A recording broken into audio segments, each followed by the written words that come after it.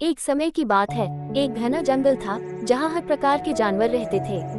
उस जंगल के बीचों बीच एक बड़ी सी झील थी जहाँ सारे जानवर पानी पीने के लिए आते थे।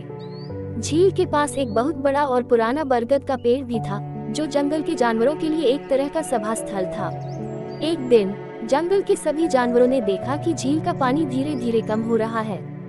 सबको चिंता होने लगी कि अगर ऐसा ही चलता रहा तो जल्द ही पानी खत्म हो जाएगा और सबको प्यासा रहना पड़ेगा। सभी जानवर बरगद के पेड़ के नीचे इकट्ठा हुए और चर्चा करने लगे कि क्या किया जाए। शेर, जो जंगल का राजा था, ने सबको शांत किया और कहा, हमें मिलकर इसका हल निकालना होगा। हमें पता करना होगा कि झील का पानी क्यों कम हो रहा है। तभी एक चालाक लोमड़ी ने कहा, मुझे लगता है कि कोई न कोई इस झील का पानी चुराकर कहीं और ले जा रहा है।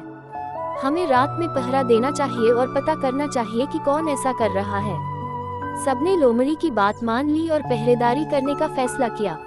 पहली रात में हाथी और गेंडा पहरा देने के लिए तैयार हुए। रात भर दोनों जागते रहे, लेकिन कुछ भी संदिग्ध नहीं दिखा। अगली रात शेर और तेंदुआ पहरेदारी करने आए। आधी रात को उन्होंने देखा कि झील के पास एक बड़ी सी नदी बन रही है जो पानी को कहीं और ले जा रही थी। शेर समझ गया कि यह पानी प्राकृतिक रूप से झील से बाहर जा रहा है और इसे रोकने का कोई तरीका नहीं है। सुबह हुई तो शेर ने सभी जानवरों को ये बात बताई। सभी जानवर बहुत दुखी हुए, लेकिन शेर ने उन्हें सांत्वना दी और कहा, हम इस समस्या का समाधान मिलकर ढूंढेंगे। हमें एक नया पानी का स्रोत ढूंढना होगा ताकि हम सब जिंदा रह सकें। इसके बाद सभी जानवर मिलकर नए पानी के स्रोत की तलाश में लग गए।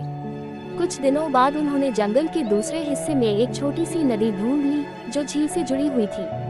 सबने मिलकर उस नदी के पास एक और झील बनाए और उस पानी का सही उपयोग करना सीखा। इस प्रकार जंगल के सभी जानवरों ने एकता और मेहनत से अपनी समस्या का समाधान किया और फिर से खुशी खुशी रहने लगे। और सब जानवरों ने मिलके ये समस्या का हल किया और खुशी खुशी रहने लगे।